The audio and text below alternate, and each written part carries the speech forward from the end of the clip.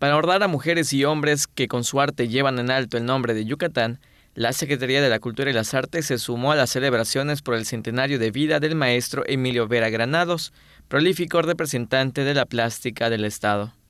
Como en aquellos años de estudiante y docente, Vera Granados visitó el Centro Estatal de Bellas Artes, donde formó a varias generaciones de creadores, llegó para ser homenajeado por su trayectoria.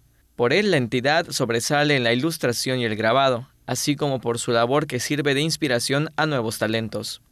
La titular de Sede Culta, Loreto Villanueva Trujillo, entregó un reconocimiento por el legado que construyó para la sociedad en una ceremonia justo donde se ubica el busto del artista.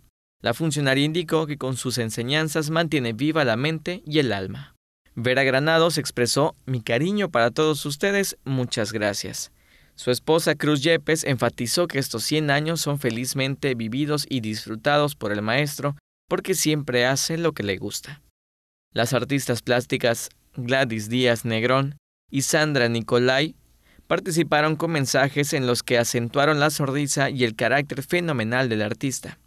La primera leyó una semblanza del pintor, de quien dijo se desempeñó en litografía, aguafuerte y xilografía, incluso en las artes gráficas. En tanto que Nicolai resaltó la generosidad de su enseñanza y fue fundador del primer taller de grabado en el estado con el que impulsó esa técnica. En la celebración, las mañanitas por el centenario estuvieron a cargo de los Trovadores de Yucatán, agrupación que además interpretó las canciones Pájaro Azul y 100 años. Teleyucatán te informa.